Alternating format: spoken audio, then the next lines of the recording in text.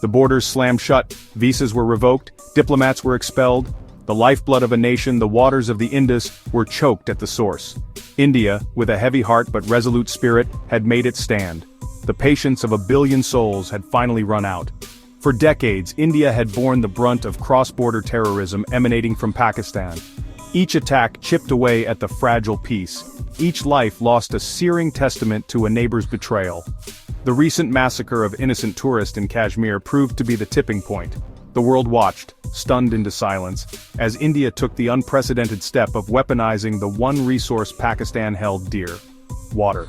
The Indus Waters Treaty, a symbol of cooperation for over half a century, lay in ruins, a casualty of the endless cycle of violence. The year was 1960. The scars of partition were still raw, the memories of bloodshed still fresh. Yet, amidst the ashes of division, a glimmer of hope emerged. The Indus Waters Treaty, brokered by the World Bank, stood as a testament to the power of diplomacy. It was a pact designed to transcend political differences, a beacon of cooperation in a region riven by conflict. The treaty, a marvel of engineering and political will, allocated the waters of the 6 rivers of the Indus Basin between the two nations. India, holding the upper riparian position, generously conceded the lion's share of the waters to Pakistan. It was a gesture of goodwill, a leap of faith, a testament to the enduring belief in the possibility of peaceful coexistence. The treaty survived wars, weathered political storms, and stood as a symbol of hope for over 5 decades. It was a testament to the understanding that water, the elixir of life, should never be held hostage to political disputes. But even the most resilient of dams can crumble under the relentless pressure of mistrust and animosity.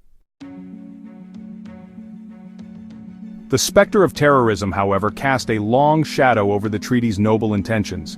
Each act of violence, each life lost, eroded the foundations of trust upon which it was built. From the bloody war of 1965 to the Kargil conflict of 1999, the echoes of gunfire reverberated through the valleys, drowning out the whispers of peace.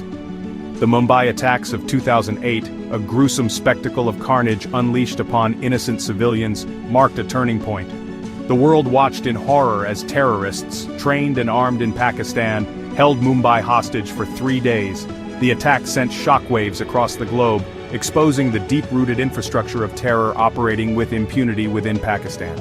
Despite international pressure and mounting evidence, Pakistan continued to provide safe haven to terrorist groups, using them as proxies in a twisted game of geopolitical chess.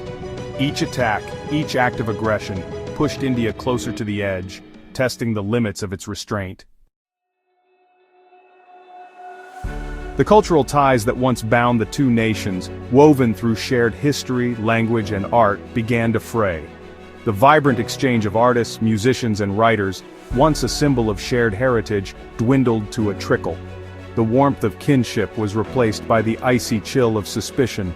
The concept of Aman ki Asha, the yearning for peace, that resonated in the hearts of millions on both sides of the border, seemed like a distant dream.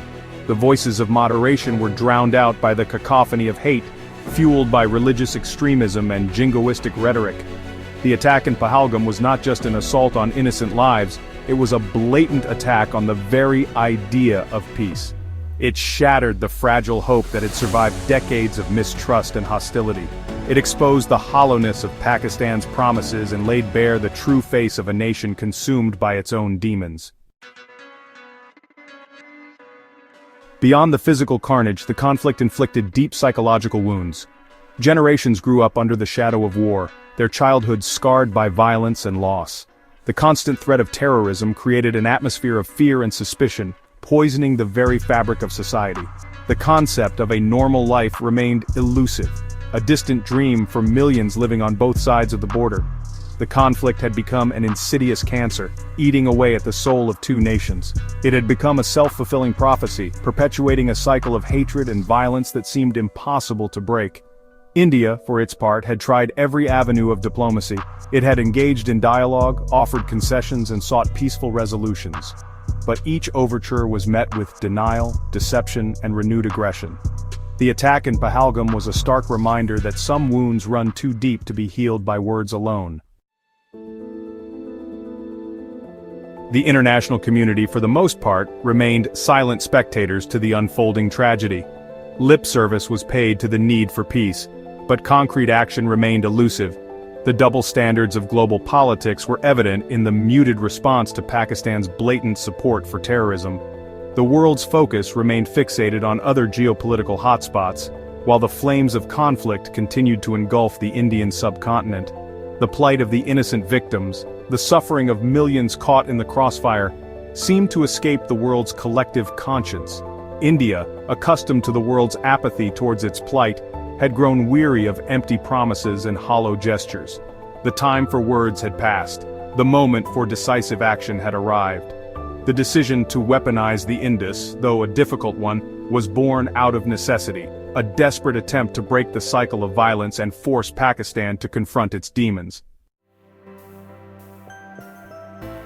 The halting of the Indus waters is a watershed moment in the troubled history of the subcontinent. It is a stark message to Pakistan that its policy of using terrorism as a state tool will no longer be tolerated. It is a desperate plea for peace, a cry for sanity in a region teetering on the brink. The world watches with bated breath, uncertain of the consequences of India's bold move. The coming days will be crucial, fraught with uncertainty and the looming threat of escalation. But one thing is clear. India will no longer be held hostage by its neighbors' animosity. It has chosen to chart its own course, a path paved with the sacrifices of its people and the unwavering belief in its right to a peaceful and secure future. The responsibility now lies with the citizens of India to rise above the rhetoric idea of peace, which was never an option from the beginning. The future of the subcontinent hangs with the citizens of India, for the generations yet to come resting on the choices made today for future peace.